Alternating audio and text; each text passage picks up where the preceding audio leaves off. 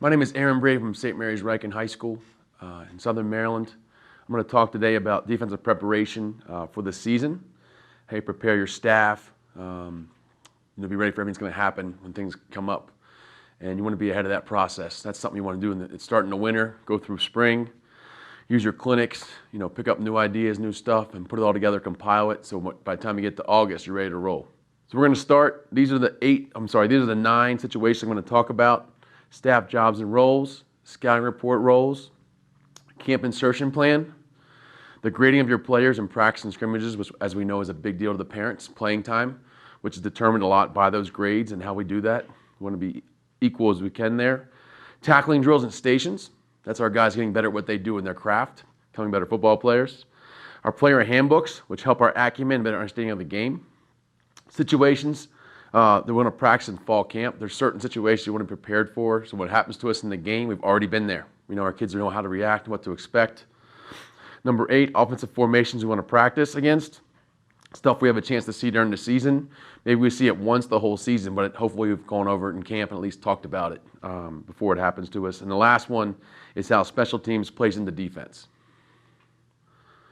Defining staff roles. This is the first one.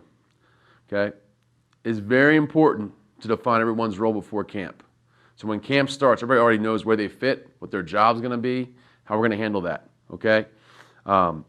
We define our players' roles. Our coaches have the same thing. We talk about everybody having a role in our program.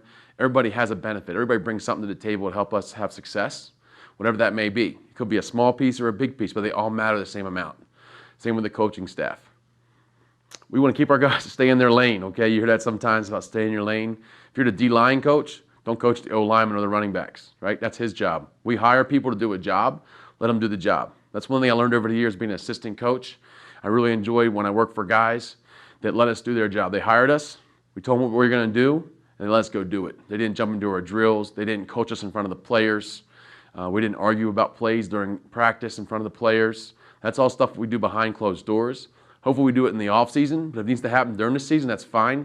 We can meet after practice. No surprises.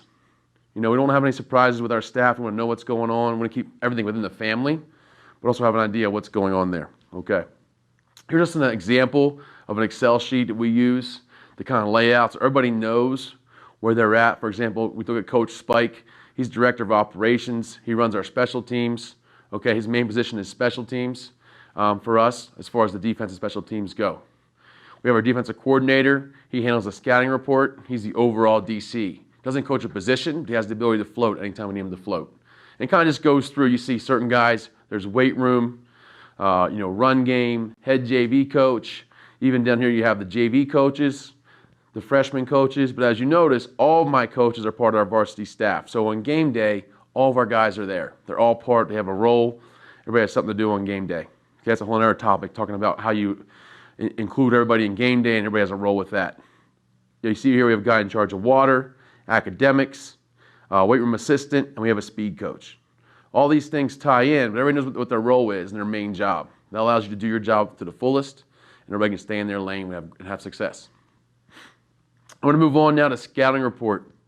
So the scouting report is vital, obviously, as we prepare for the season, because we want our kids to get knowledge from us. We have to make a great plan as coaches, so we have to compile that information, put it all together to make that plan, and then give it to our kids.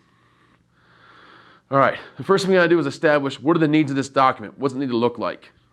What are the most important things that our kids need? So we'll make a rough draft of that in the summer so we know what we're going to do in the fall as we're going forward, okay? We're going to establish everybody's role in that breakdown, okay? So everyone will have a different role. Sometimes there's guys on our staff that don't have a role in the scouting report. They don't have the time every week to do it. We just want them to be honest about it. We'll get it done. We'll find enough people to make sure it happens, right? That's why you coach football. That's one of the things you love about it is getting prepared for a game and doing the scouting report and then see how it goes on Friday night. We love that part of the game. But we also got to have guys that are going to be consistent and get their work done so we all can work hard on Sundays. All right. We have deadlines for this. So as a head coach, I give our guys off if we play Friday night, I give our guys off on Saturday. That's their day to watch our game, grade our players, and then start watching the opponent as well. By Sunday at the meeting, we want to make sure that everybody has done their part. They've graded their players. They've turned it into the DC. And then we're able to have a real meeting about scouting the next team and making a game plan, how we're going to attack their offense defensively and what to expect. Camp insertion plan. This is the third part. So this talks about getting ready for camp, how we're going to put in our scheme, what are going to be the days. We always start off the first couple of days with our base defense, base front, base coverage. We want to be really good at something. Okay, and that's going to be our fallback. Anytime we have things aren't going well in a game, we're going to go back to that. So first 2 days, only run the base front and coverage. And in those 2 days, we want to try and see every formation possible, because that'll be our check sometimes. If we get a weird formation, duck formation, unbalanced, if we're ever not sure about something, our kids have the freedom to check to our base.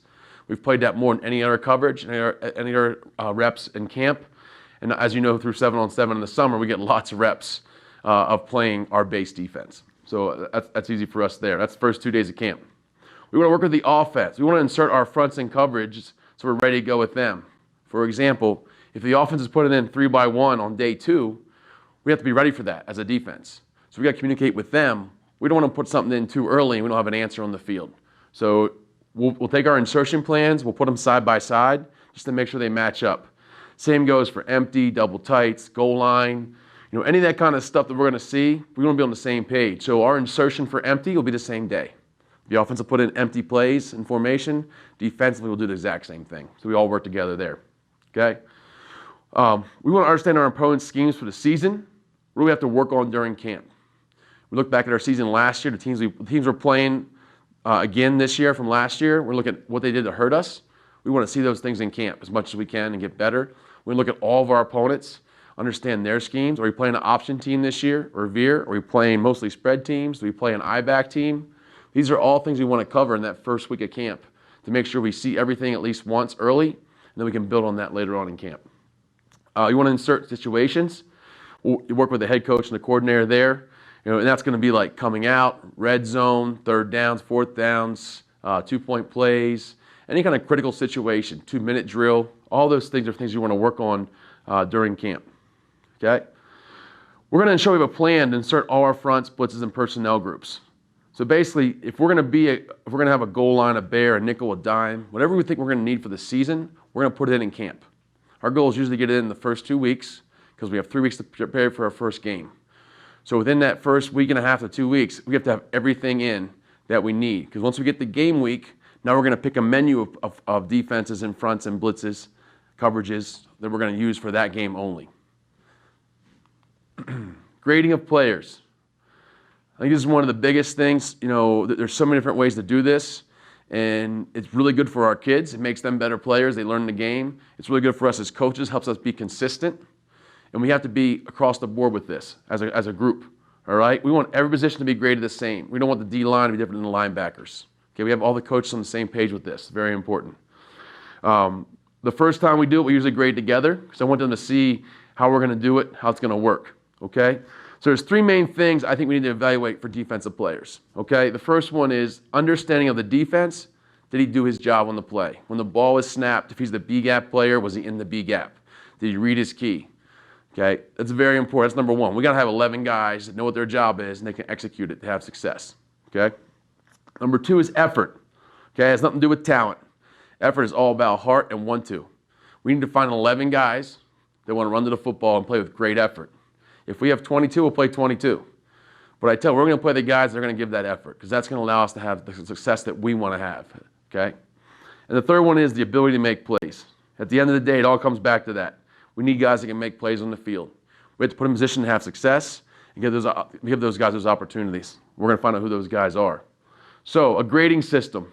Here's one that we use. It's pretty simple. Okay? On every play, the player will be graded a plus or a minus. Okay? That is, did you do your job or not? So it gets back to the B-gap player or my corner. We'd say we're in cover 2 and he's the flat player. Did he play the flat? Did he jump a short route and they throw a route behind him? Did you do your job first and then help others? So I always tell them the first job on defense is to take care of your area and your responsibility. Once that's taken care of, then you go make other plays. All right? So that's a plus or minus. You can give a percentage with that grade. Pretty easy to do. If they play 45 plays and, 30 of them are pluses, that's a pretty good percentage there, okay? But you want to have kind of an idea of percentage. How are they doing their job? Very important. All right. Effort. is a plus, 0, minus grade. Okay, we keep track of loafs. So as you know, a loaf is a play where you're just lazy. Away from the football, you don't run to the ball, or you slip and fall and don't get up very fast. We can't have loafs in our defense. So a minus would be a loaf, a 0 is a normal play, and a plus is an exemplary play. Just a great effort play. We all know what those are. Okay, and our kids fight to get pluses. They want to get those effort plays. You know, a corner from the backside, knocking down a running back, making them line up again. That happened to us last year in a game. They had a really long run. Our corner from the backside tracked him down, tackled him at the 2-yard line, and they went 4 and out and didn't score. That's a huge play for our team and our momentum in the game. We ended up holding them to 7 points the whole game. They didn't score till the 4th quarter. So that was a huge effort play. He got 2 pluses for that one. All right, but that's something we're going to grade as well. Okay, the ability to make plays is graded by opportunity to make a play. What does that mean? So if I'm the linebacker, I'm the B-gap player, and the ball, they run ISO at me, I take on the block. If I have a chance to make the play, I either make it or I don't, right? But if I have a chance to make the tackle, and I make the tackle, that's a plus. If I miss the tackle, that's a minus, okay? There's gonna be times when guys get minuses for not making the play, either missing the tackle or just being in the wrong position. And then we have opportunities where guys make plays. Quarterback hits, okay? That's making a play for us as a pass rusher, okay? And obviously assist tackles and regular tackles, TFL, stuff like that. If they're not involved in the play, we give them a 0 on a play grade. So you have a plus, a minus, and a 0. You can divide the number of opportunities to make a play and the number of plays that they make. So again, we can get a play grade, a percentage on how many plays that they make. We also can get a grade on if they played 45 plays and they were in on 15 of them, right? 33% of the time, they're part of the play.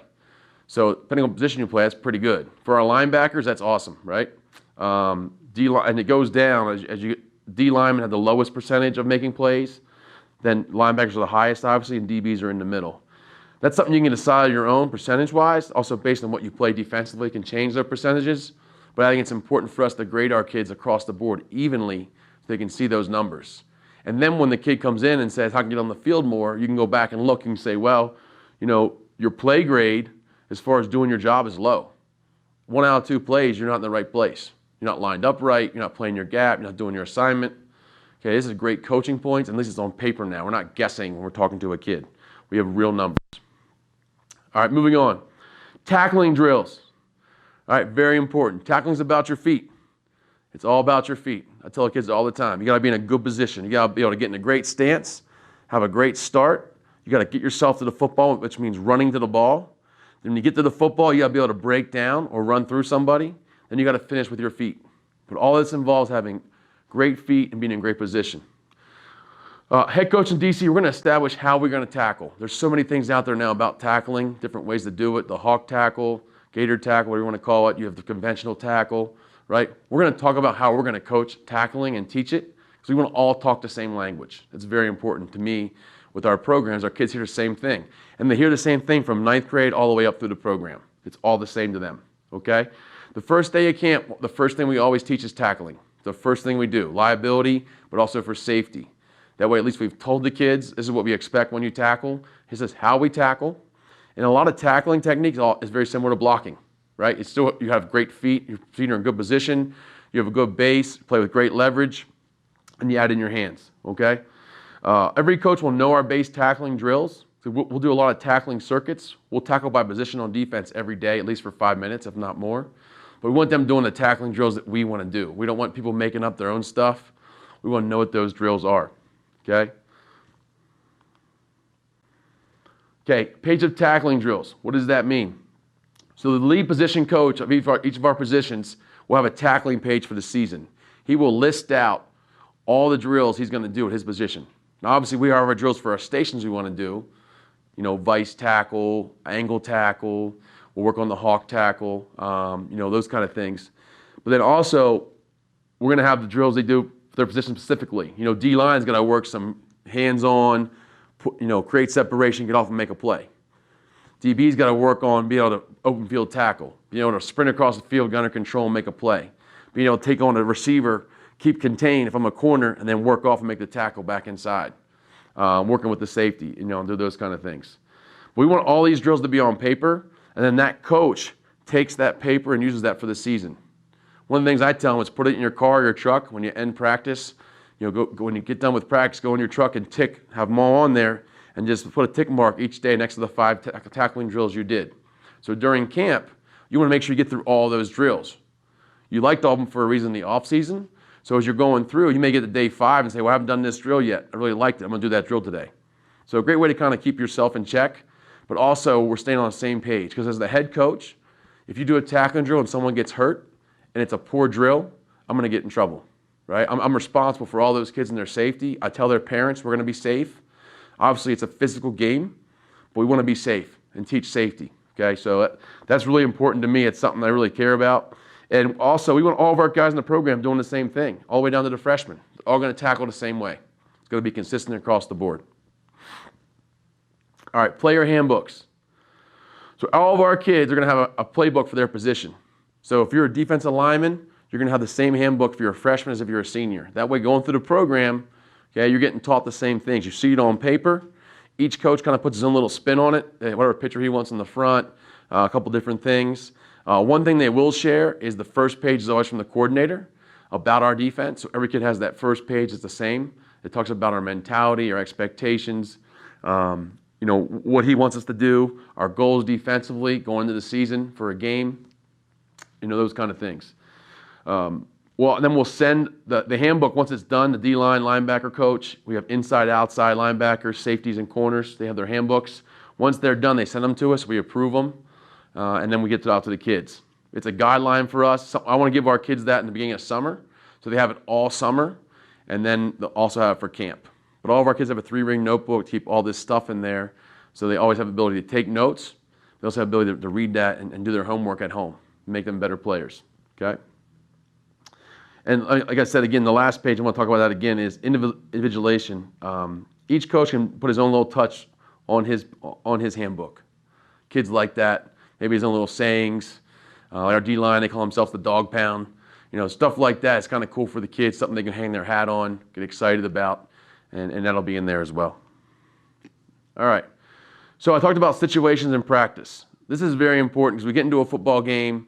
We don't want the first time we're on the goal line to be in a game. We want to have been there before. We have to have our goal line in there or our base defense. Maybe we have to switch. Maybe they're in base and they go to 22 personnel. We run our goal line in there. Then all of a sudden they go back to 10 personnel.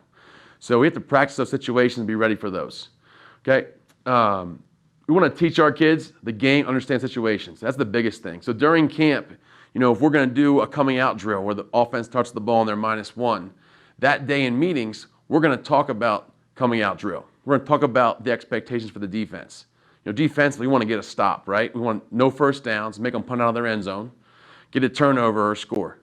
That's our goal. But our ultimate goal is make sure they punt on 4th down. They don't get a first down that drive. Has to be a 3 and out.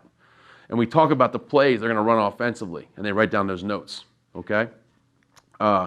This also prepares coaches as we work together for games as well. We're going to know what calls we're going to make in those situations. They'll be on our call sheet defensively. We'll already know, 2-minute drill, here's what we're going to call.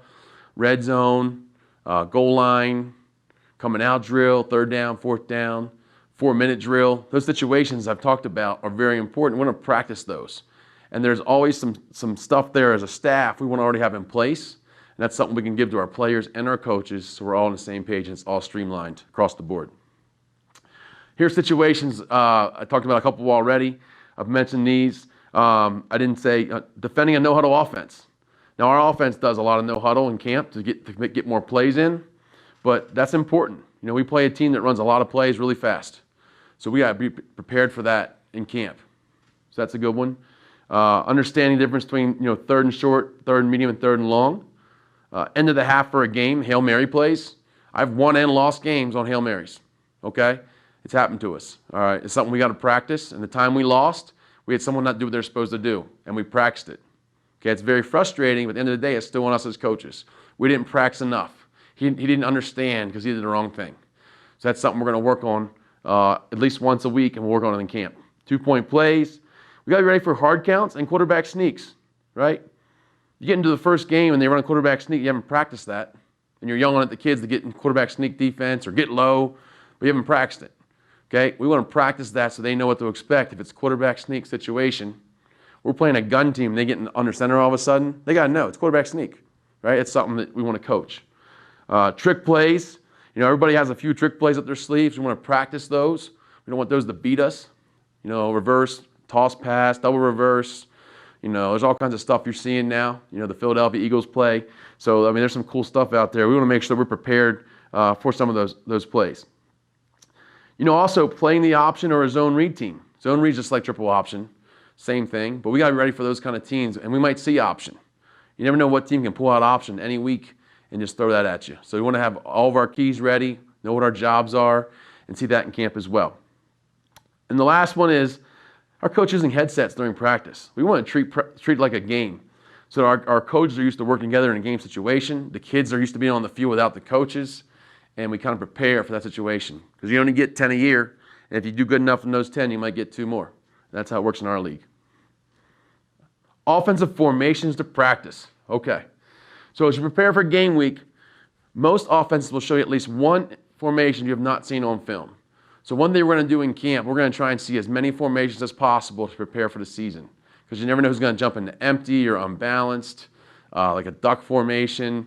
See all kinds of stuff, nowadays. Quads, 3 into the FIB, we got 3 into the boundary. These are all things we're prepared for as a staff and for our players. Because at the end of the day, it's not what we know. We can probably draw up something against it real quick. But the kids have to know how to react to that. Okay? So we do that in camp to prepare for all those. We have the ability to always check into our base defense. Okay? That's something, trust our rules, get lined up and play football. We've played our base defense more than any other defense. So if they come out and give us 22 personnel, we're not sure how to line up, hey, just call base. Just trust your keys and your rules. We have alignment rules. So trust your rules, get lined up. We'll have every gap taken, we'll be fine. Okay, and we'll line up and play again. If we need to make a change, we'll make a change next series. But that's been good for us. Okay, our goal is gimmicks, new formations. They're not going to beat us. We don't get too excited about it. Okay, you see it, call it out, and just play football. The most important thing is knock it down, line up again, make them keep snapping the football and drive the field. Force teams to drive the field. So again, formations are very important. Here's some of the formations we're going to practice in camp every year. We're going to practice unbalanced and tackle over. We got to decide how we're going to call that. What's that going to be termed? We call them both the same. How do we treat, a tight end backside with guard tackle to the front side, tackle over situation? How are we going to call that? So we make a decision as a staff so our kids know. I talked about wacky formations. You always have to be ready for muddle huddle because you can see that in the goal line. People are doing that in the middle of the field now. So you have to be ready to line up to that at any time in a game. 12 personnel, okay? Anytime they have 2 tights in the game, that can be a problem formationally for us to get lined up to. We got to practice that and coach our kids how to line up, what to do. The old Stanford 7-0 lineman in the game, you see that sometimes. So if we see a bunch of big guys coming in, we prepare for that. Coach our guys up. What do you expect? What plays are they going to run here? Okay? What are they doing with 7-0 linemen in the game? How we deal with motions and shifts. We may go 2 weeks and not see any of it, and then the third week play a team that's shifting and motioning all the time. There's some teams that run jet motion almost every snap. Okay, so we got to be prepared for that going in, what we're doing. Empty and quads formations, and lastly, the big boys, 23, 22 personnel. How are we going to line up against that? What are our calls going to be? Is there an automatic we can make if we ever see that to help our guys out as far as that goes? All right, last one, special teams and defense. Okay, these two play together very much.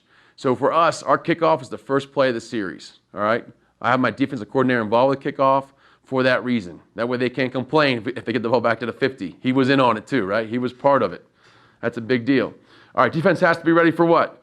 Punt safe. On 4th down, we're going to stay on the field. Don't want to fall asleep. Okay, we want to make sure that we're playing the fake. Everybody has a role. We're going to hold them up. We still want to get a return. We don't just want to fair catch the ball. We want to get a return. So our guys have to play hard on this down. We work hard on punt safe in practice to make sure they understand that it is important, not take the play off. Okay? Quick kick by the offense on 3rd down. You'll see that by some teams. They're backed up. It's 3rd and really long. They don't have a great 3rd and long play, or they just feel like the situation in the game. They're going to try and just quick kick it with the quarterback. Okay, we have to be ready for that. We want to see it before it happens in a game. Okay, so we'll practice that one.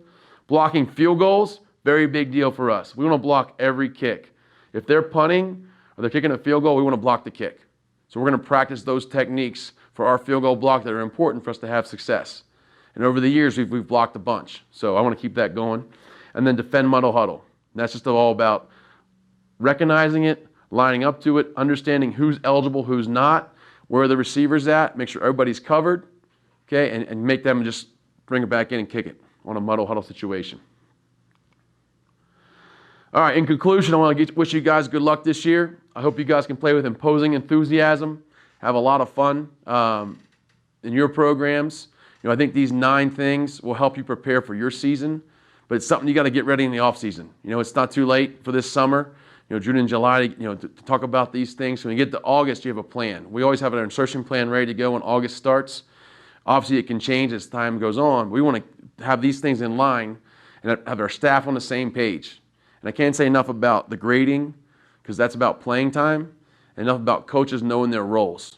That's why I define them all. It's very, very clear what everybody's job is, so everybody can stay in their lane and help us all have success. I wish you the best of luck. Feel free to reach out to me if you have any questions.